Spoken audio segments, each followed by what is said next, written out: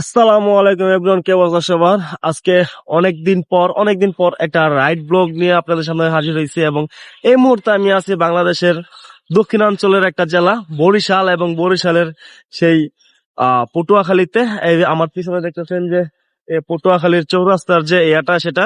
তো আজকে আমাদের এই রাইডের আমরা এখান থেকে শুরু করে আমরা পটুয়াখালী থেকে আমরা ঢাকা থেকে পটুয়াখালী আসলাম বাসে করে এবং এখান থেকে আমরা রাইড শুরু করব কুয়াকাটার উদ্দেশ্যে। সো পুরোটা রাইড জুড়ে পুরোটা ব্লগ জুড়ে থাকছে আমি মোহাম্মদ লিটন গাজী এবং আপনারা দেখছেন এক্সপ্লোরেড গাজী।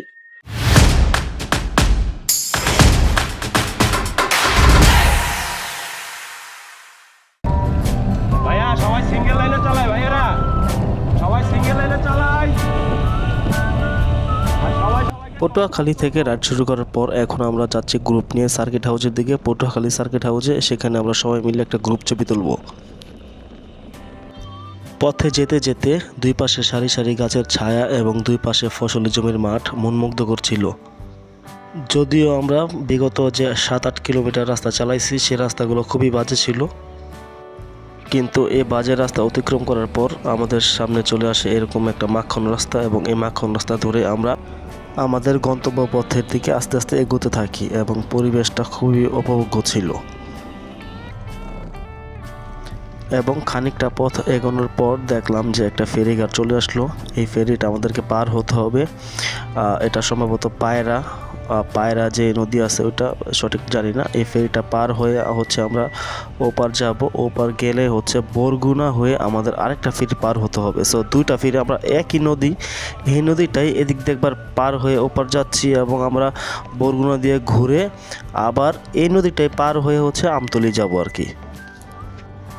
যাই হোক, আজকে মোটামুটি গরম ছিল ভালো। এই গরমের মধ্যে এই ফেরিতে উঠে একটা স্বস্তির ঠান্ডা বাতাস পেলাম। এই যখন ট্রলারটা ছাড়বে তখন আরও বেশি বাতাস পাবো ইনশাল্লাহ। এই যে এখন যে ট্রলারটা চলতেছে দেখতেছেন, এখন কিন্তু অসাধারণ একটা ঠান্ডা বাতাস, মিষ্টি বাতাস গায়ে লাগতেছে এবং এই বাতাসটা খুবই উপভোগ্য।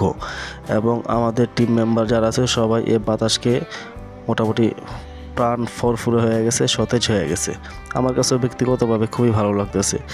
যদিও আমরা পটুয়াখালী থেকে সরাসরি আমতলী হয়ে যেতে পারতাম কুয়াকাটায়, কিন্তু আমাদের 100 কিলোমিটার চালাবো, একটু সুন্দর গ্রামীণ পরিবেশের মধ্যে দিয়ে যাব, সেই প্ল্যান করে আমরা এই পথটা বেছে নিই। প্রথমে শুরুর দিকে 8-10 কিলোমিটার যদিও অনেক খারাপ রাস্তা ছিল, কিন্তু তারপর থেকে এই রাস্তাগুলো খুবই সুন্দর এবং প্রাকৃতিক পরিবেশে ভরপুর। দেখতে খুবই ভালো, সাইকেল চালাতেও খুবই ভালো লাগতেছে এবং সামনের দিকে এগিয়ে যাইতেছি এত সুন্দর দৃশ্য দেখতে দেখতে। আসলে বরিশালের প্রত্যেকটা অঞ্চলই আমার কাছে ব্যক্তিগতভাবে খুবই ভালো লাগে এবং পিওর গ্রামের যে একটা আভাস, পিওর গ্রামের যে একটা সৌন্দর্য, সেটা বরিশালে আসলেই দেখতে পাই আর কি। সো দেখতে থাকুন আপনারাও।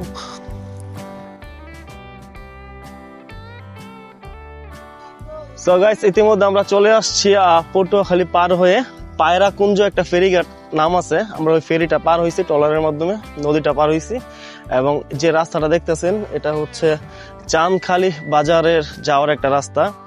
সো রাইডের এই পর্যায়ে আমরা এখান থেকে চাঁদখালী বাজারে যাব। 5 কিলোমিটার পথ বাকি এখনো। আমাদের পিছনে আমাদের গ্রুপ, এসডিসি গ্রুপ, আরিফ ভাই গ্রুপ নিয়ে আসতেছে। আমরা দুইজন আমরা আগে চলে যাচ্ছি আর কি। সো এই মুহূর্তে রাইডের আপডেট এটুকুই। একটা জিনিস বলে নেই, সেটা এই রাস্তাটা অনেক সুন্দর। দুই পাশে সারি সারি গাছ, এক পাশে ফসলের মাঠ এবং এই মাঝখানে যে রাস্তাটা যাইতেছি আমরা, বিগত যে 8-10 কিলোমিটার রাস্তা চালায় আসছি সে রাস্তাগুলো কিন্তু খুবই খারাপ ছিল, একদম নুড়ি পাথরে খড়খড়া। নতুন রাস্তাগুলো যেরকম হয় এরকম, বাট এই রাস্তাটা কিন্তু খুবই সুন্দর, পিচটা খুবই ভালো এবং রাস্তার মাঝখান দিয়ে যেটা হয়েছে বড় গাড়ি যাওয়াতে দুই পাশ দিয়ে একটু রাস্তা দেবে গেছে। সো রাস্তা সাইড দিয়ে আমরা যাইতেছি, যেহেতু আমাদের সাইকেল প্রবলেম হইতেছে না, তবে রাস্তাটা ভালো, এখানে চালায়া স্বাচ্ছন্দ্য বোধ করতেছি আর কি। সো আপনারা কখনো যদি কেউ এই রোড ধরে আসেন, প্রথমে একটু প্যারা খাইতে পারেন, পরবর্তীতে ইনশাল্লাহ ভালো একটা রাস্তা পাবেন। তবে আমার মনে হয় কিছুদিন গেলে যে রাস্তাটা এখন খারাপ, এই রাস্তাটা কিছুদিন পরে হয়তো ভালো হয়ে যেতে পারে এই আর কি। সো রাইডের আপডেট এখানে এ পর্যন্তই, পরে আরো আপডেট থাকবে, সাথে থাকুন।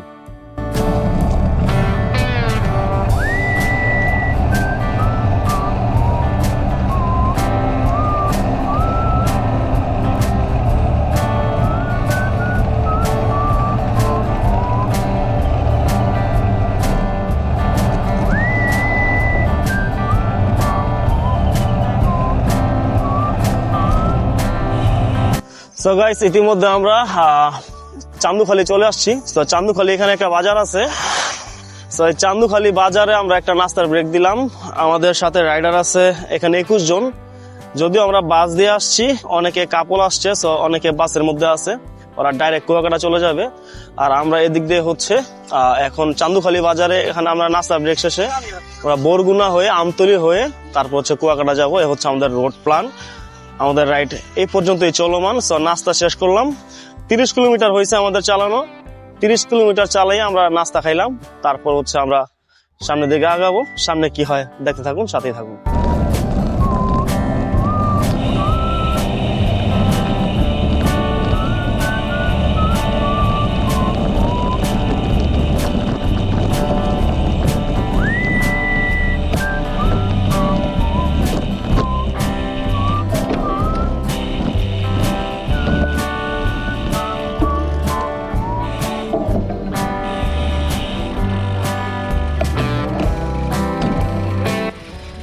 সো গাইস অলরেডি আমরা বরগুনা চলে আসছি। সো বরগুনা শহর, এখন বরগুনা সার্কিট হাউসের আশেপাশে আছি। তো এখানে লোকেশনটা খুবই সুন্দর লাগতেছে। এটা হচ্ছে বরগুনা ডিসি পার্ক। তো এখানে একটা 36শে জুলাইয়ের স্তম্ভ করা হয়েছে, এখানে একটা ছবি উঠাইলাম।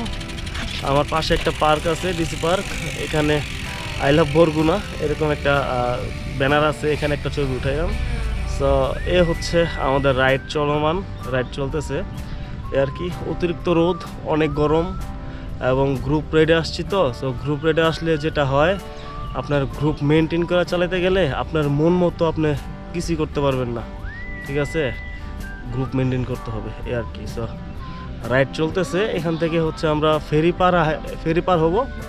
ফেরি পার হয়ে তারপর হচ্ছে আমতলী যাব। আমতলী থেকে 41 কিলোমিটার হচ্ছে কুয়াকাটা।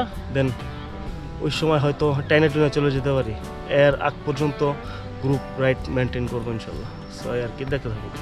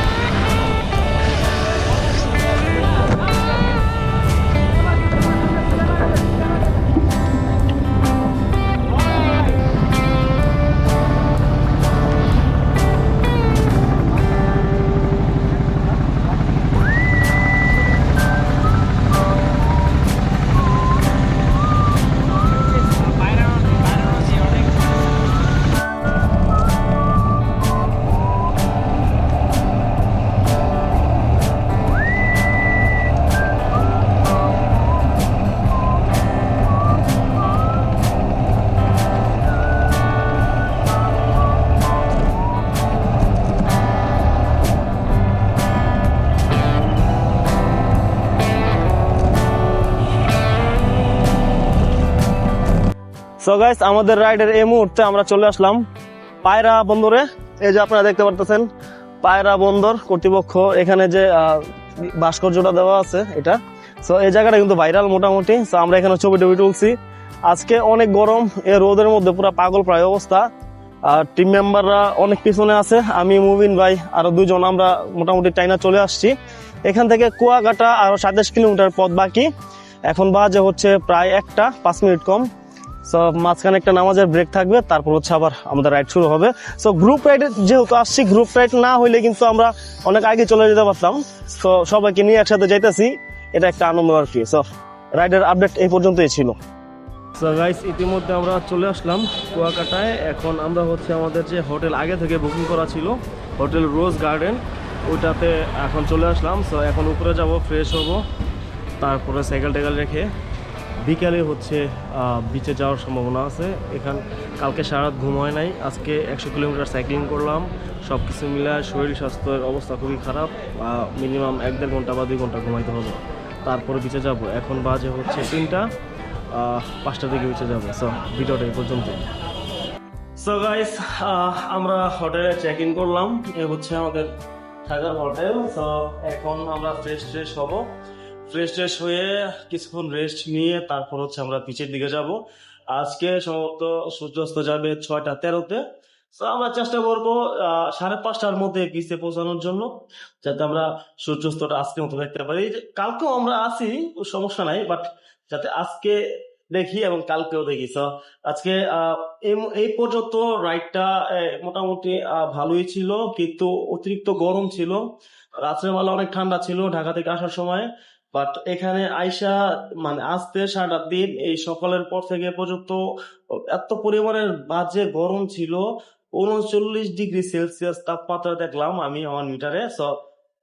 সো টাফ, অনেক গরম ছিল, অনেক গরম। তো রাইডটা একটা ডিফিকাল্ট রাইড ছিল। আজকের 100 কিলোমিটার চালাইছি, বাট 100 কিলোমিটার চালাইলো মনে হইতেছে যে 200-300 কিলোমিটার চালাইলে শরীর যে রকমের কাহিল হয় ওই রকমের কাহিল হয়ে গেছে। যাই হোক, একটু রেস্ট নিব, রেস্ট নেওয়ার পর হচ্ছে আমরা বিচে যাব, সেটা আপনাদের সাথে শেয়ার করব। সাথেই থাকুন, দেখতে থাকুন। So guys, আমরা কিন্তু অলরেডি চলে আসছি কুয়াকাটা সমুদ্র সৈকতের বিচে। এই যে আমার সাথে মুবিন ভাই আছে, মুবিন ভাই। তো আমাদের মেম্বাররা যার যার মতো ব্যস্ত আছে ব্যাগটা একটু চাইতে, আমরা একটু তাড়াহুড়া করে এই খাওয়া দাওয়া করে চলে আইছি, রেস্টও নেই নাই। তো আজকে কিন্তু বিচে অনেক মানুষজন। আজকের ওয়েদারটা অনেক সুন্দর এবং বিচে অনেক মানুষ, এবং আজকের ঢেউগুলো অনেক বড় বড়। এই যে সূর্যাস্ত দেখবো, এখানে সূর্যটা এই যে আর কিছুক্ষণের মধ্যে ধরেন আধা ঘন্টার মধ্যে অস্ত যাবে। আর আজকে সমুদ্রের ঢেউগুলো অনেক বড় বড়, অনেক বড় ঢেউ। সো গাইস, আজকে সানসেট দেখবো, বাট একটা মনে ভয় লাগতেছে যে সামনে যে মেঘগুলো আছে মেঘের ভিতরে আবার কিনা সূর্যটা ঢুকে যায়। সো যে কথা সেই কাজ, এই দেখেন সূর্যটা কিন্তু মেঘের কারণে আজকে আমরা সানসেটটা দেখতে পারলাম না। ইনশাল্লাহ আগামীকাল আমরা লেবুর চর বিচ থেকে দেখার চেষ্টা করব এবং আপনাদেরকেও দেখানোর চেষ্টা করব। সাথে থাকার জন্য ধন্যবাদ এবং পরবর্তী ভিডিও দেখার জন্য অনুরোধ রইল। আসসালামু আলাইকুম, ভালো থাকবেন সবাই।